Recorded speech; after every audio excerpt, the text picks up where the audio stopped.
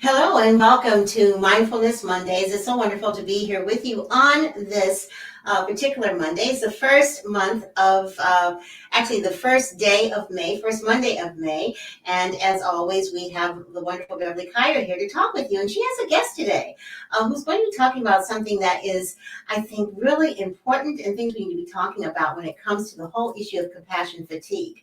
One of the things that happens when we are approaching that compassion fatigue state are some side things in terms of how we deal with stress. And one of those things that it comes to dealing with stress is emotional eating. We're going to be talking about that and more when it comes to the whole idea of compassion fatigue, emotional eating, and weight loss. With that, I'll turn you over to Beverly.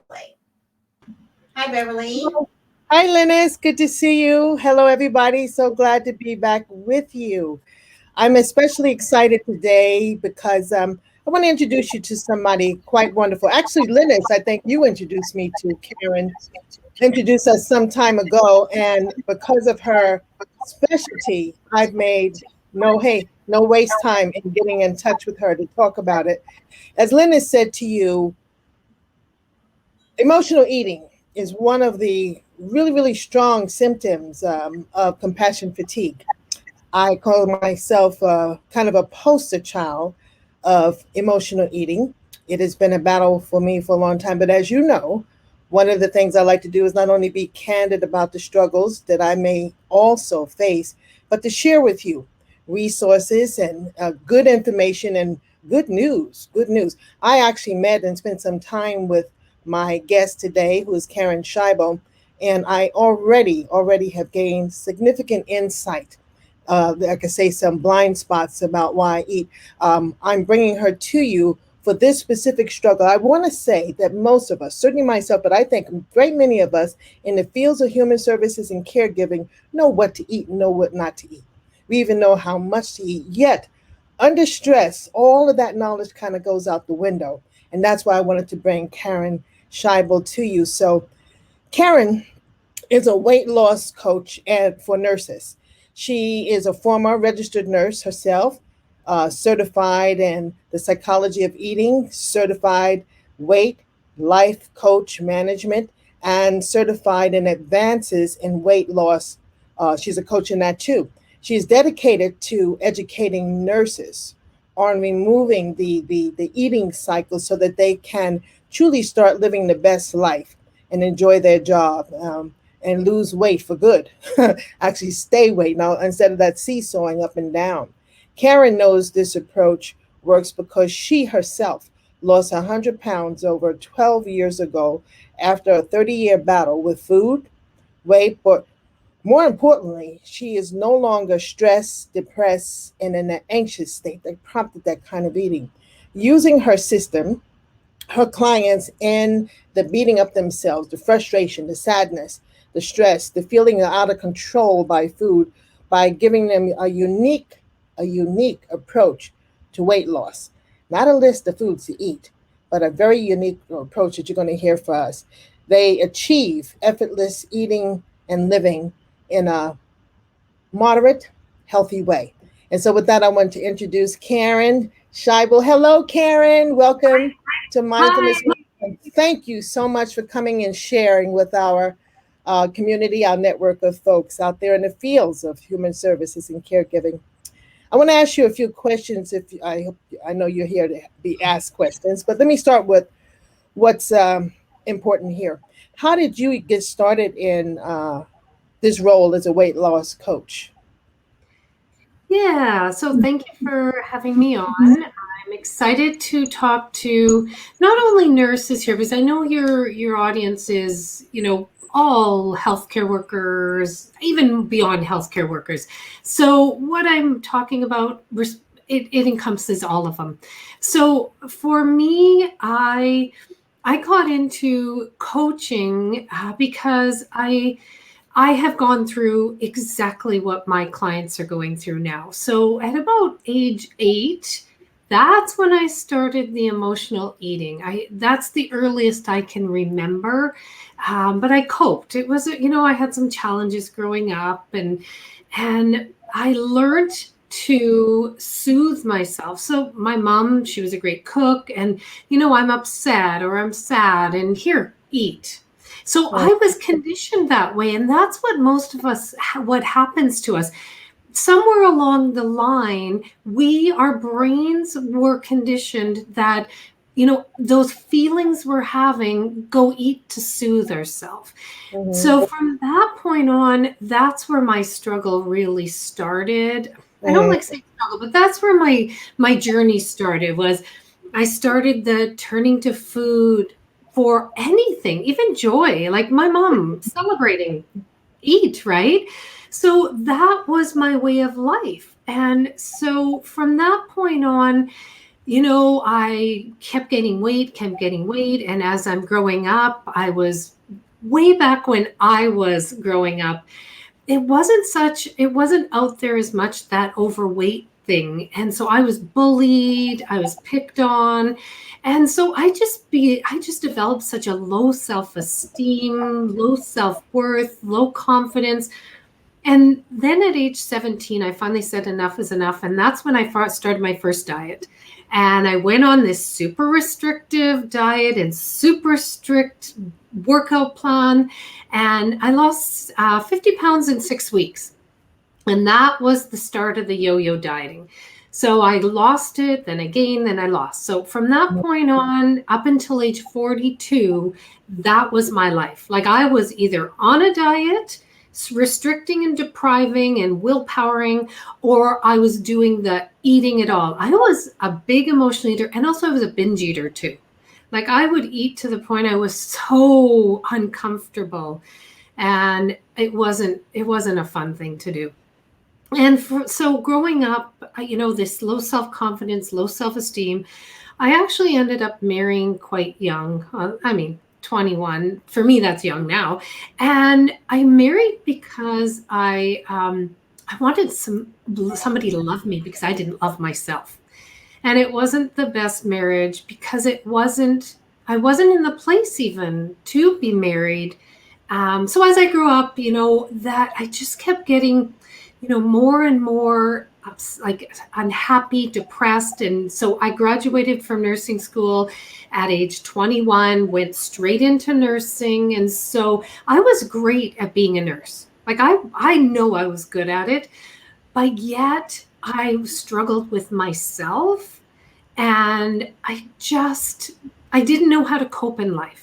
So as life went on as a nurse, we have these challenges, the workflow,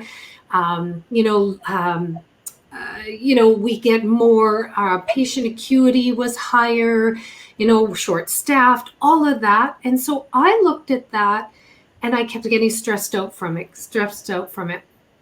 And I was the biggest people pleaser too. I could look after everybody else but myself. So as my life went on, I became more and more depressed. I just was overwhelmed. I was stressed. I was anxious. I had panic attacks even.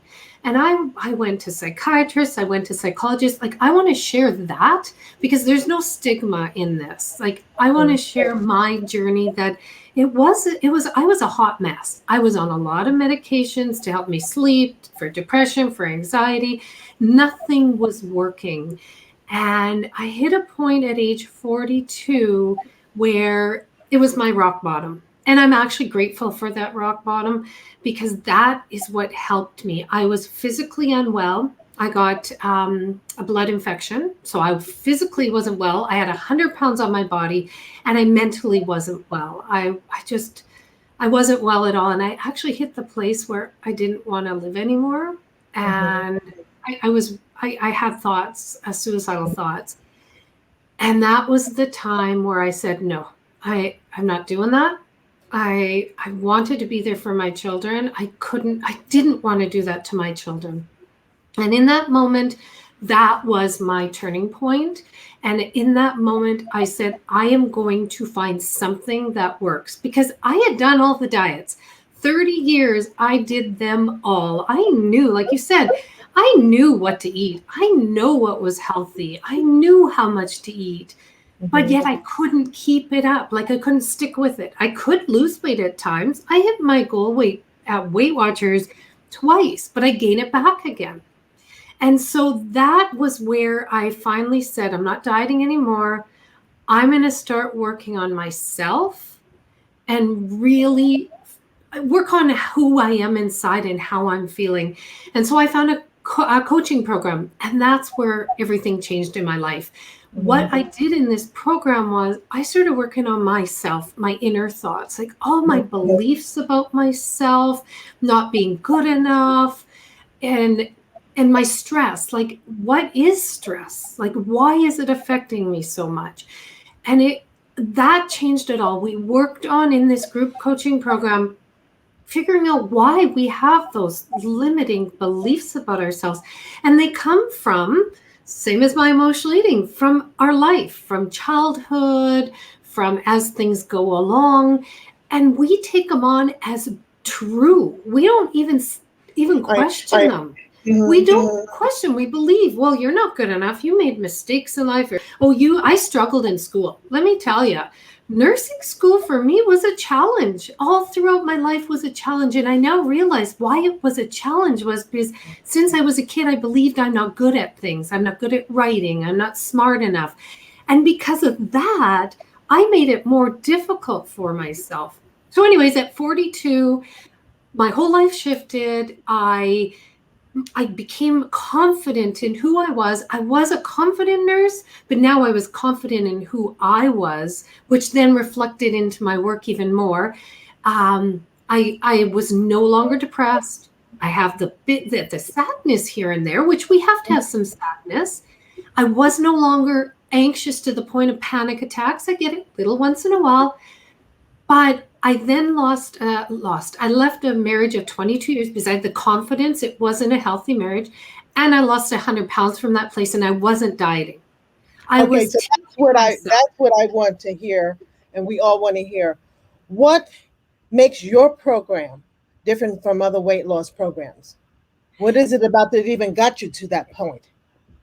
What got me to that point is I learned how to be with my emotions.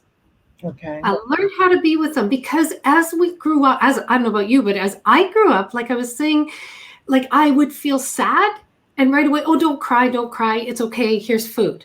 So I never even learned how to be with an emotion. I thought there was like, you're not supposed to feel them.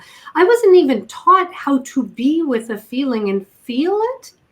So that was the biggest part. So that's the difference in my program. I don't give meal plans.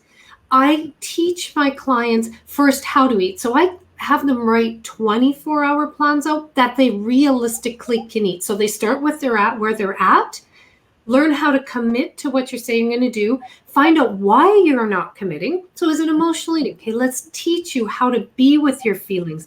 And then the next part is once you can allow those feelings to be there and knowing there is no good or bad feeling, no right or wrong, we have to have those negative feelings to then be allowing everything. But then we start working on the thoughts because it's what we're saying in our head that creates those feelings. Mm-hmm. So yes, we want to be with what we're thinking and feeling, but then we have a choice to think and feel something else too. That was the part I didn't realize. I just thought my thoughts are true. I never questioned them. Mm-hmm, so that is the difference. I had to learn that. And where I finally moved to coaching is I worked at the bariatric clinic. And I saw my clients a year post-surgery starting to gain weight back again. And it was because, yes, the surgery is a tool, but they didn't work on what's going on, that inner chatter. Mm-hmm. The inner chatter was never really fully worked on and being with the feelings. And so now that they could maybe eat more or eat around the surgery, they went back to food, coping with food. And so that is where my program is different is I teach you all the inner work because when you do this inner work, then your outer self shifts. Because think about it. How many times do we lose weight thinking I'll be happier when I get that weight off? Yeah, me. And we get to that and we lose it and we're no happier. Sabotage it. Yeah, Yeah, and it's because we haven't worked on this inner chatter. But I also teach my clients, we have to start loving ourselves at the beginning, because this is loving yourself on the journey down. Because then once you lose the weight, if you're loving yourself, then you're happy along the way, and it's just the outer that's slowly shifting with the inner. So it's to me, this is what saved my life. Like, I lost that 100 pounds 12 years ago. And don't get me wrong, like, it's not like you do this work once and it's all gone. I do this work continuously, but it just comes to me quicker, faster. I can catch myself and shift it right away. Mm-hmm. But it takes practice. You have to keep practicing this. And then eventually, so right now, your old habit is feel something, go eat, because it's uncomfortable. Mm-hmm. But now my habit, as I practice and practice, my habit now is feel something, catch myself what I'm thinking, and shift it. Mm-hmm. So we just have to shift one habit to a different habit. That's Mm-hmm. all. Mm-hmm. So Yeah, well, having had the time to sit and work with you for a little while, I certainly get that. I wanted to add this piece to you to explain also. As you well know, being a nurse, we're in the COVID situation.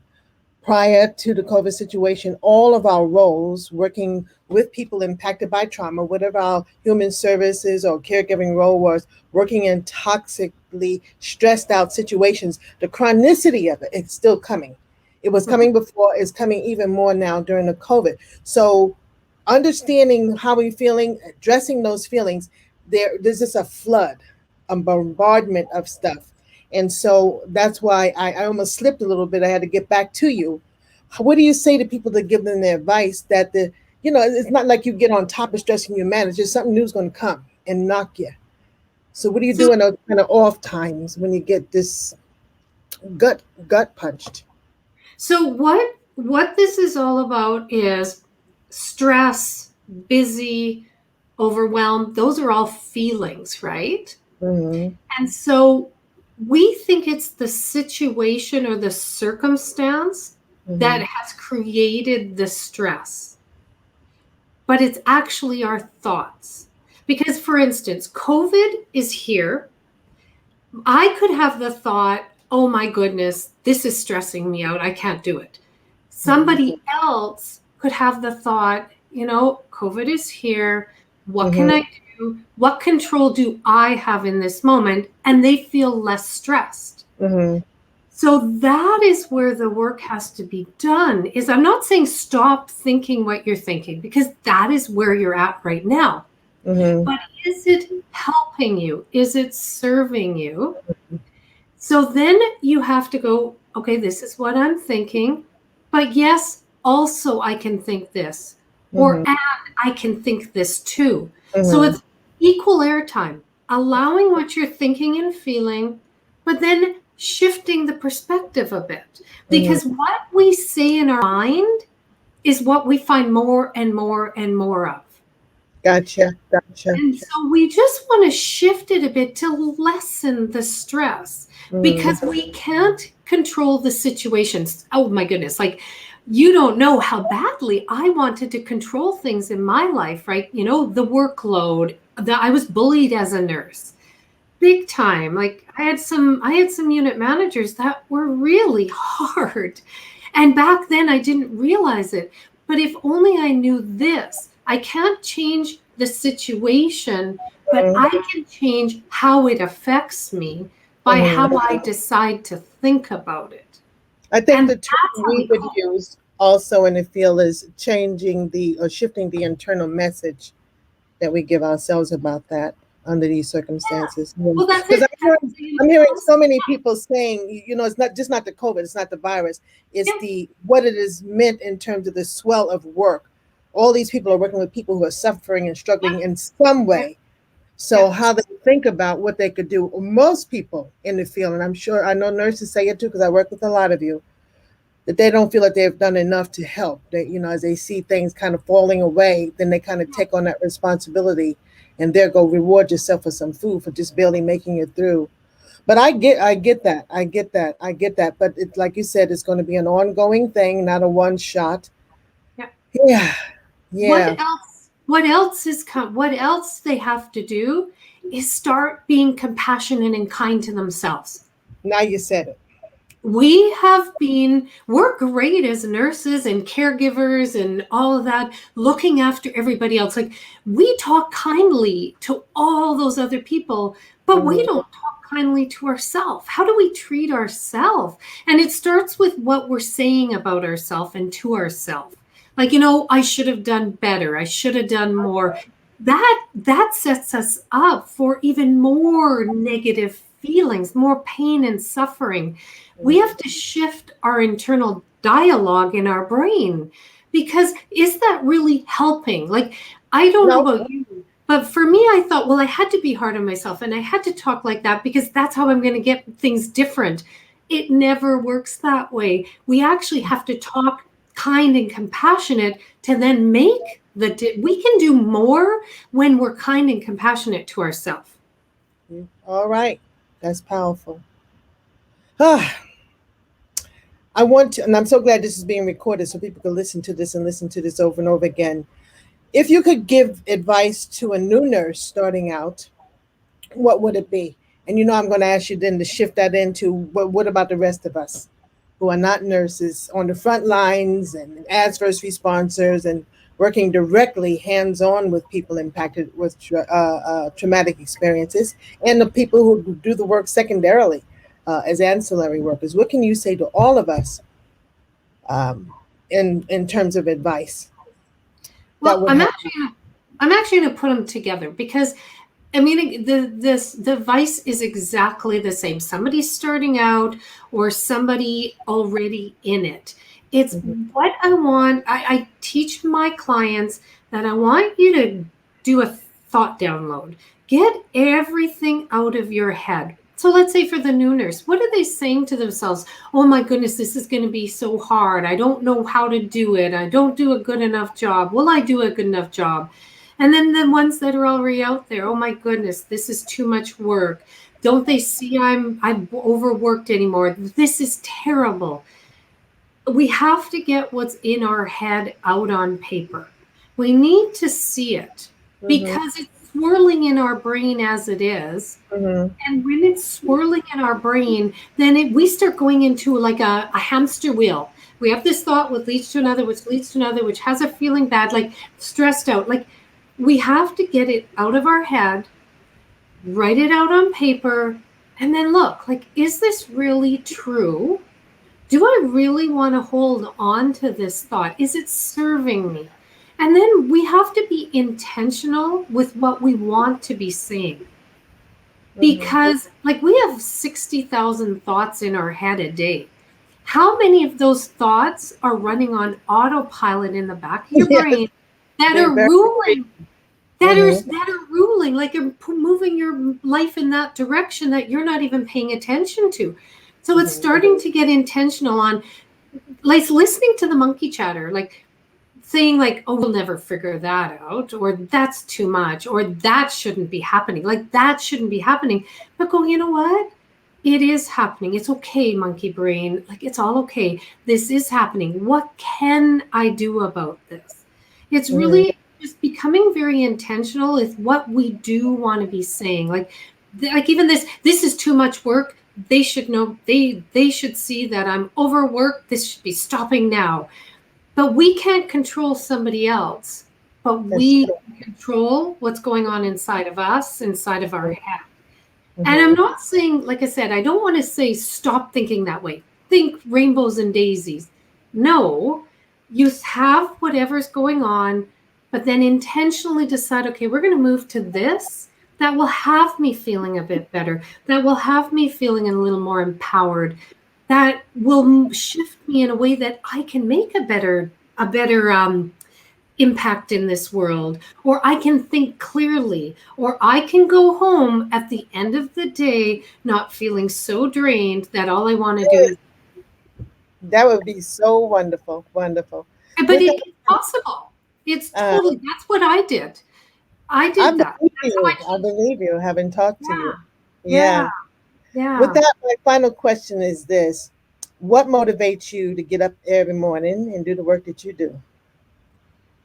Because we can But all hear that. Some of us, many people are saying that they experience this kind of emotional exhaustion to even mhm, face the day. So I'm yes. putting that question to you. By remembering what I went through, because I went through emotional exhaustion. Like I said, I went off on stress leave. I hit that rock bottom, and I remember in that place. And what motivates me and keeps me going is remember where I was at and knowing there's so many other healthcare workers, nurses, all of the people that are trying so hard out there to help other people, helping them see that there is another way, that we can decrease what's going on in our life, like that stress and overwhelm. Because I did it, but the reason why I'm doing it the most is I wish this was out there a whole lot more. I hear you. I didn't have that. I had to hit a rock bottom before I went frantically looking what else is there. I want this to be available so when somebody's struggling, they can see, okay, there is another way to do this. So Mhm. that's why I have such a passion, is I don't want any more people struggling if there is a way to end that. Me too. And that's why I am so glad, I'm so happy that you were able to be here to talk to our community of service providers and caregivers.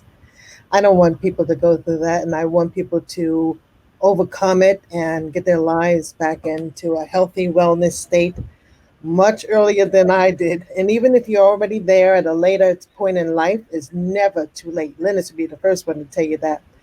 And so Yeah. I want to thank you so much for sharing. And Linus is going to ask you a few more questions, important questions about how can people get in touch with you, connect. But I'm going to turn it back over to Linus.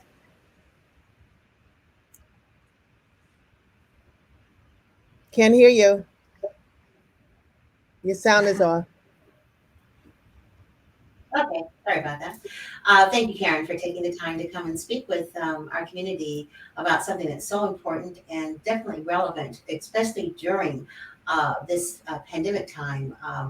The idea of extra COVID pounds and inches on top of what happens with compassion fatigue and adding additional pounds as a result of, for women in particular, the cortisol levels that come with stress. And then also for men who have to be approaching midlife, the extra weight gain already. And then you add on to it the stress of the pandemic and emotional eating, and now you have quite a conundrum. So when people work with you, you mentioned about the importance of emotions, which is the secret sauce for the exact same thing that I do in my programs. What kinds of things do you approach with them, or how do you begin to help them take a look at their thoughts and changing their mindsets? So, what are some of your therapies, and how do you structure your program? Let's get to what would they, when they make contact with you, what would the experience be like working with you? So my clients work with me for 12 weeks, and we Mhm. work every week one-on-one. So how we are here, like a call, we do Zoom calls, and we get on once a week for an hour.